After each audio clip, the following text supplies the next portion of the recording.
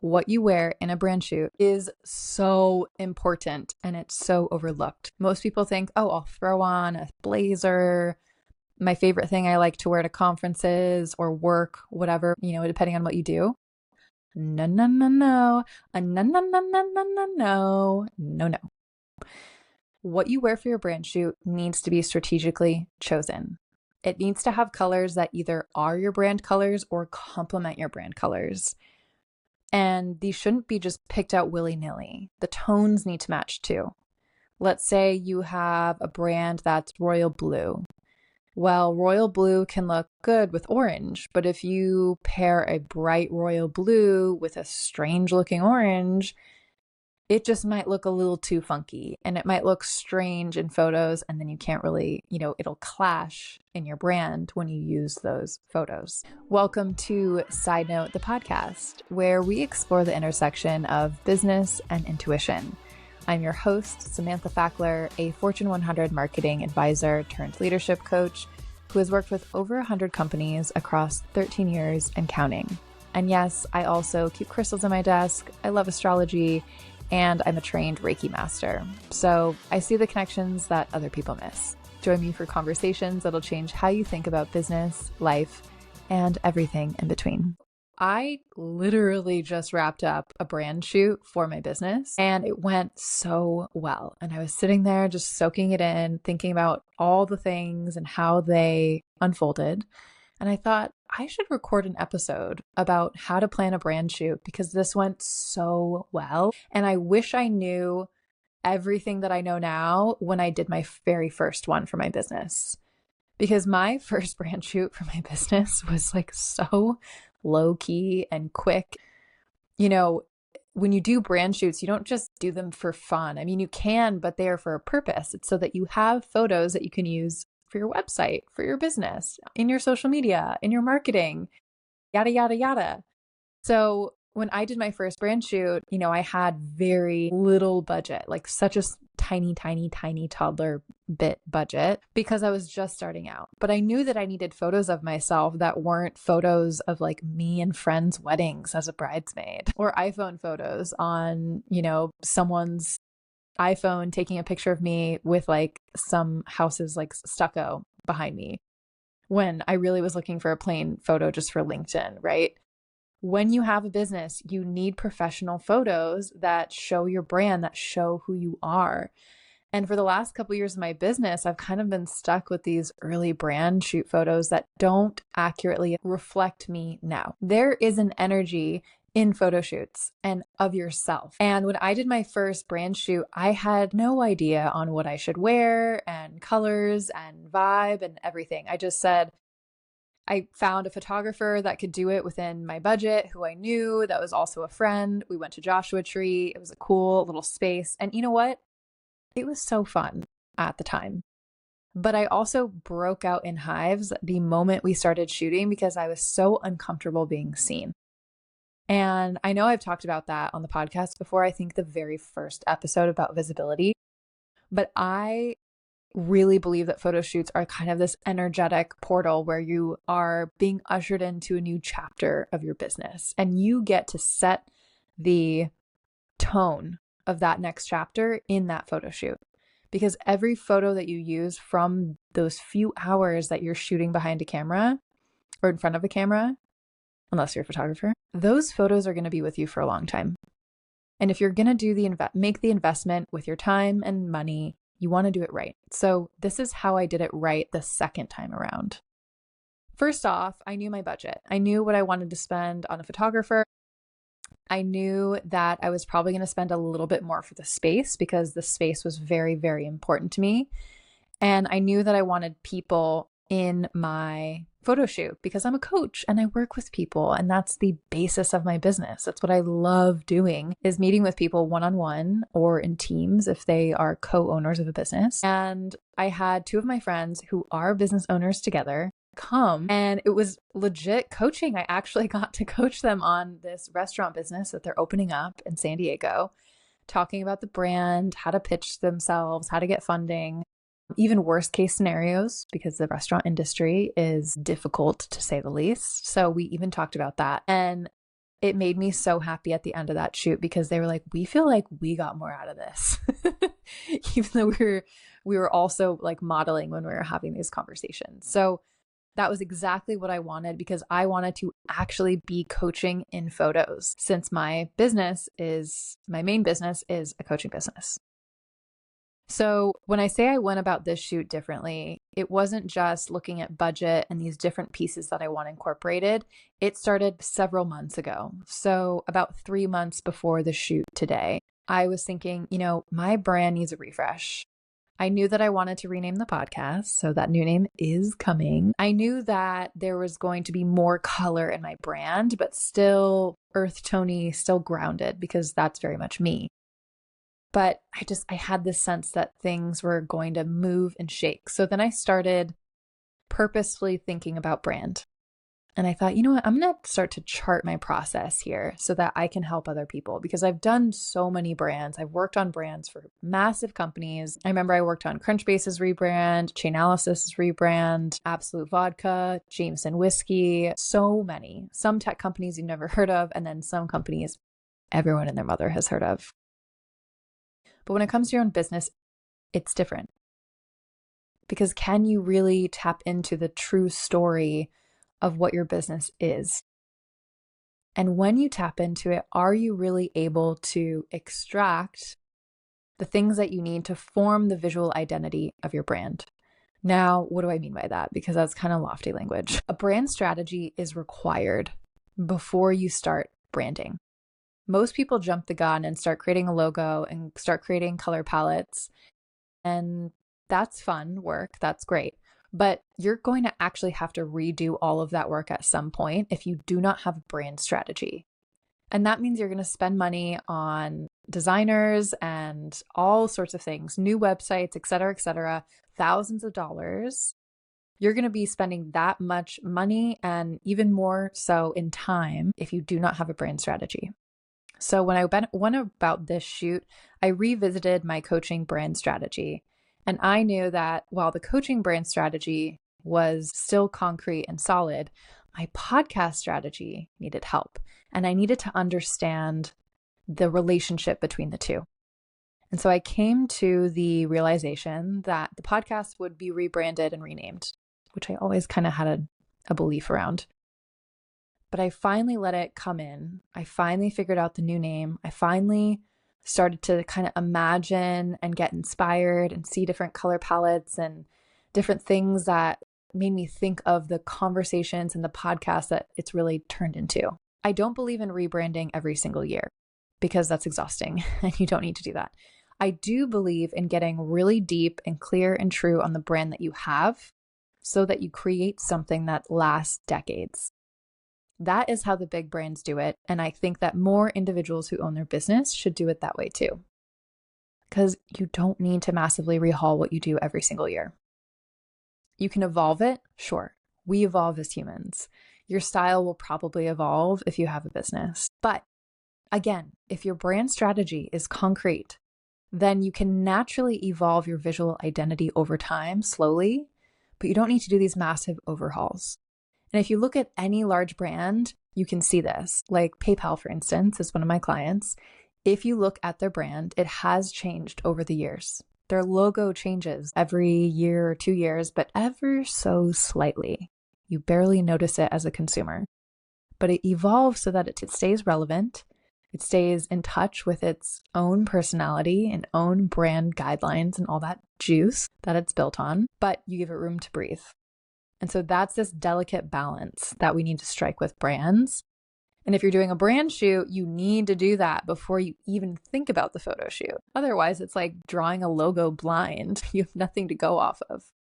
And again, I learned this the hard way in my first shoot because my first photo shoot was in Joshua Tree. So it kind of had this like boho vibe in the background. There was like an oak ladder that was kind of handmade looking and these blankets and crystals. And that's great. I do enjoy that aesthetic, but that is not my brand aesthetic. And so I didn't know that when I did that photo shoot. I got some good photos of me and that's great. I was happy with that. But over time, as my business matures and I have more of a sophisticated look and feel and really understand my brand, I know that Jade Tree boho vibes don't fit what I'm going for. So I don't even like using those photos anymore because they don't feel relevant anymore to my business. So with this photo shoot, I went through brand strategy, I reviewed, I understood the things that were going to change my business, crossed the T's, dotted the I's, and did my own process for that brand strategy, which I'll get into in another episode. Once I had that, then I started planning, what do I need for the photo shoot? I knew the colors. I knew even the rough typefaces that I wanted to use. And most importantly, I had my mood board down. Now, a mood board is something that's very overlooked, but it's one of the most fun, amazing tools that you can use in your business because it's essentially putting all your favorite photos that really make you feel the brand that you're creating into one place. And because I had that, then I was like, okay, this is my North Star for the photo shoot. This is the vibe that I'm looking for. Now, for me, I'm fortunate enough now to have worked with a photographer that I absolutely love. She did David and I's wedding, our engagement shoot, and she's totally just stellar. She makes me feel comfortable. I feel really at ease around her, and she's an absolute joy to work with. Highly, highly recommend. But, the first photographer, I didn't feel super comfortable around. And I also didn't feel comfortable in front of a camera at all, point blank. So that's been something that has grown over time. But I think finding a photographer that you're comfortable with is the first great move that you can make when thinking about your shoot. A photographer and the space, those two things are going to probably be your most expensive things for your shoot, unless you're also buying all new looks, in which case that could also run you, I don't know, $1,500, $2,000. You get to write those things off. So just keep that in mind. Again, not financial advice, but all of this you can write off in your business because it's for your business. So I knew, okay, I want to work with Cami, my photographer. I knew the vibe of the place that I was looking for. It just took me a couple weeks to find a place that really held that same energy on Peerspace. And I can't recommend Peerspace enough because you can find studios, you can find people who rent out their homes on there, and you can rent them for photo shoots anywhere from an hour to a couple hours or a whole day. So I found the space, I had the photographer, I started lining things up. I knew the colors that I wanted to bring out. And so the location that I picked had those natural colors in the background, right? My brand colors were there. It's like the tone was there. I'm someone where, I don't have like a lot of black, white photography. It's not like super clean lines and cool tones. Mine's kind of the opposite. I have a lot of warm tones and I've always loved that. I remember having a MySpace in like 7th grade and I loved like the sepia filter. Like I really like those like warm, toasty tones because I like my brands to be on the warmer side of colors because I don't know, I feel like I'm warm as a human and that just resonates with me. I really don't think I'll ever have a brand that has like super cool tones like blues and purples, but I don't know.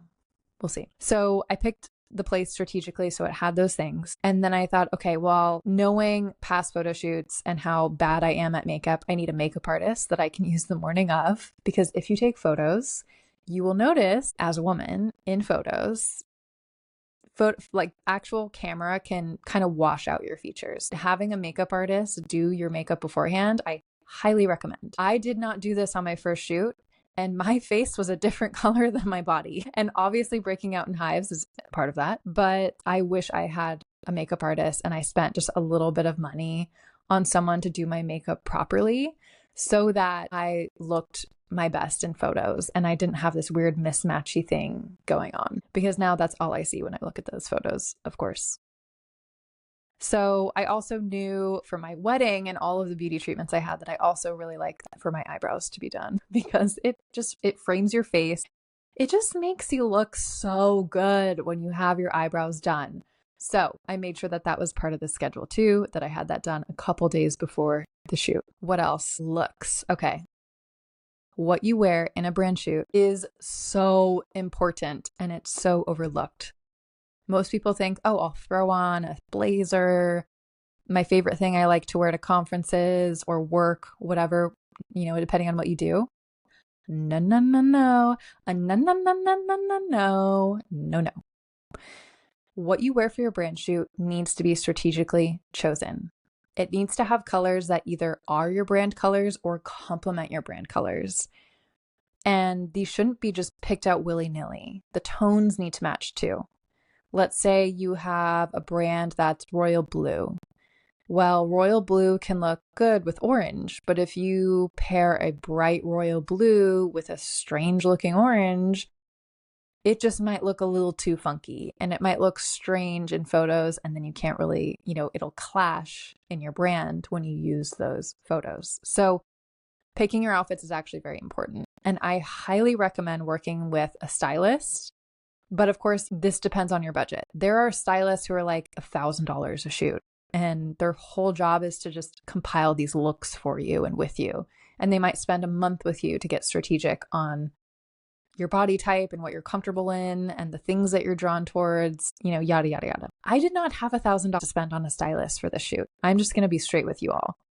While I have a higher budget for this shoot than my first one, I'm not out here spending like 10 grand on a shoot. I'm not there quite yet, but Nordstrom has free stylists. And so I went to Nordstrom and I was like, okay, I'm willing to spend this much. I need 3 outfits. This is what I'm going for. I showed her some photos that I really liked, some different vibes. I knew that I was going for 3 specific looks. One that was kind of like professional, an outfit that I would wear to a conference or speaking in an academic setting, because I've done both and I do both quite a bit. A second outfit that is a little bit more like in the garden, spiritual, thinking about stuff, staring at trees. Because yes, that is also a part of my life. And I do talk about energetics and things. And sometimes that type of imagery is actually really helpful to use. I did a meditation course called Dose of Calm. And when I did it, I was like, I have no photos that would look good with this marketing material. So I knew that I needed a look to capture that. My more spiritual side that talks about beliefs and identity and kind of these higher existential philosophical things. And then the third outfit, I knew that I wanted to go for a creative director look because that is also unofficially a part of my job. I have a lot of clients that work with me on their brands and rebrands. How do things look and feel, even writing wise, like wordsmithing things. So there's a huge creative part of my business that's not really talked about, but I wanted to show that visually, especially because I'm doing more work around branding with people this year. So for that one, I picked like these like really fun wide pants with a cuff. I'm actually wearing them right now because I'm fresh from the shoot. And if you're watching this, I have like my glam on. I am in full ass face makeup right now, you guys, plus the hair freshly done. So yes, so those were my 3 looks. I brought them to her at Nordstrom, and then she quickly in 1 hour, it was like we just hit like flow mode. Like we were both in flow state, and all of a sudden I had the outfits, and remarkably they were within budget. So yeah, I highly recommend that. I also used Claude. I know I talked about this in the AI episode recently, but I used Claude to help me accessorize the outfits because even though I had the main pieces, you need the shoes, you need the jewelry. Some people want other accessories. So I wanted to really make sure that down to the detail, this shoot was going to hit. And it did. Now, besides the look of the shoot, let's say you have all those pieces down, you have your vendors chosen, you understand your schedule leading up to the shoot. If you're doing any beauty treatments, you have those scheduled at the appropriate times, right? You're not going to go get your eyebrows waxed an hour before the shoot because you will look like, I don't know, you got sunburned. Make sure you have your schedule down.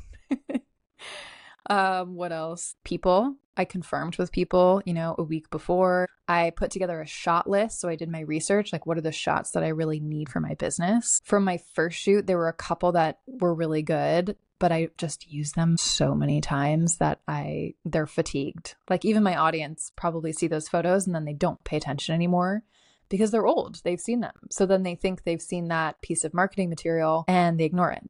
And I can't have that. We need to make sure that there's a creative refresh in our brands always so that we're not using the same imagery. So for this one, I was like, I want these different shots and I want it to show my personality because my business is a coaching business. I'm the coach.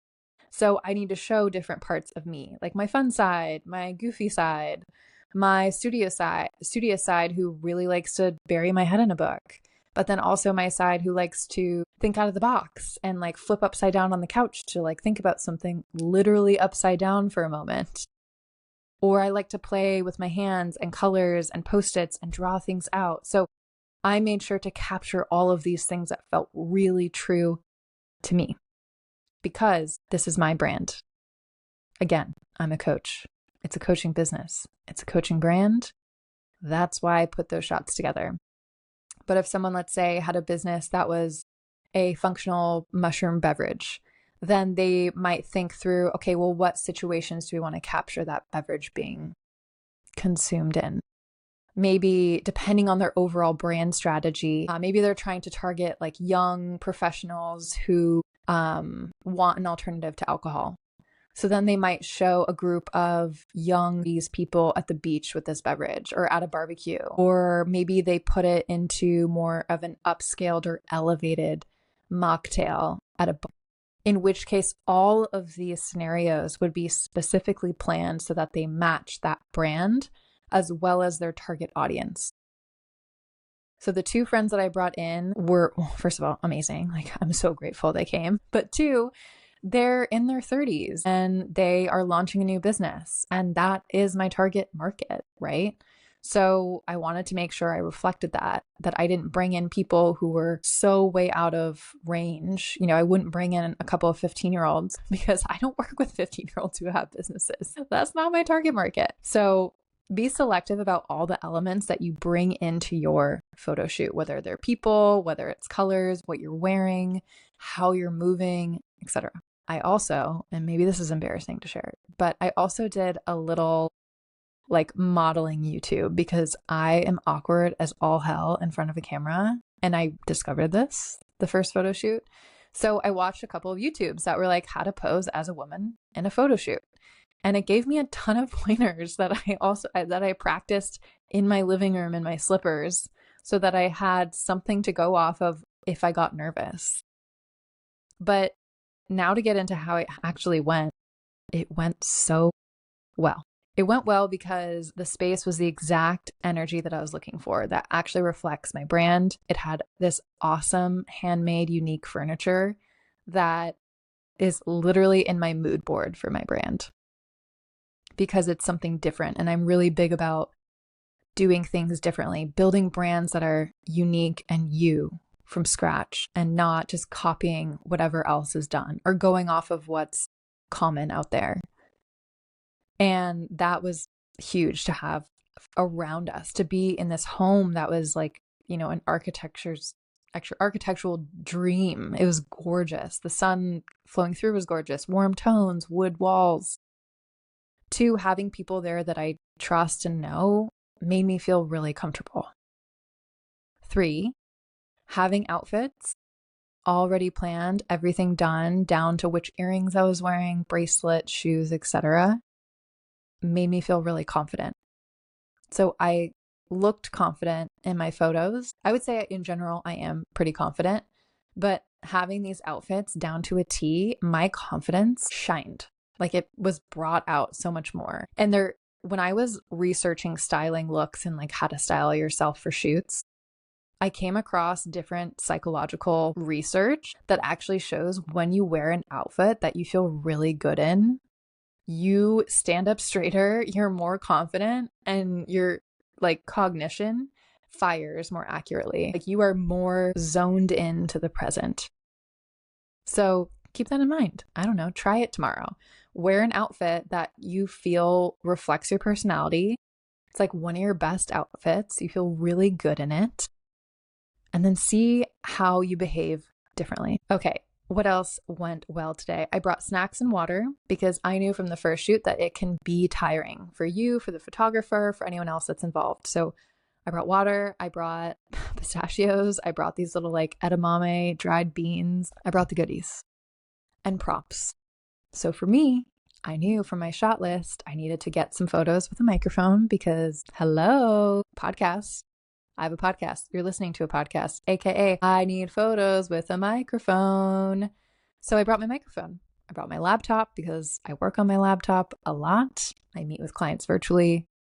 I brought brainstorming materials that I've actually used in offsites before when I've facilitated that for teams. So I brought these giant Post-it stickies, markers, Post-it notes, and I legitimately used them with my two models who were together launching this restaurant business. We brainstormed together. They both were writing things down on Post-its. We were putting it up. There were little teaching moments. It was so fun. And I think that was an unintentional thing that went really well. I guess it was like half intentional, but I wasn't sure if it was going to pan out.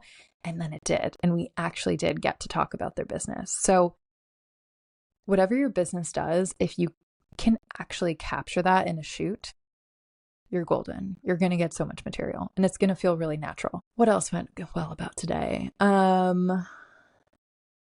There are always spontaneous things that happen in photo shoots. Sometimes it's a random prop nearby that was unexpected, or the way that the light shines in a different corner of the space that you didn't really plan on using. And I think being able to flow in the moment and really have fun and enjoy yourself and let your like inner kid come out, that was really fun for me. I entered the house and one of the first things I said was, I just want to like touch all the furniture and like jump on the couch. It was so cool. I was so excited. So let yourself play and have fun with your brand shoot. One last thing about planning a brand shoot, make sure that you know if you need horizontal or vertical photos and communicate that with your photographer. If you need a lot of website photos, you need both, but especially horizontal. And then, of course, my podcast is also on YouTube. So for YouTube thumbnails and things, I needed both horizontal and vertical. So just know how much you need of both. Some people's brands might need one more than the other. With that, we will break it off here. Stay tuned for a brand strategy episode coming up soon. We're going to be talking more about what does that brand strategy look like? How do you set that foundation? What is that foundation even? And more. With that, I'll leave you there. My name is Samantha Fackler. If you've enjoyed this episode, please leave a rating. You can follow me on Instagram at growwith_Sam. And there is a guide in the show notes called Common Mistakes in Marketing and How to Fix Them. And I highly, highly recommend you check that out. It's free and it has so much material that is auxiliary to what we're talking about today. So with that, catch you later.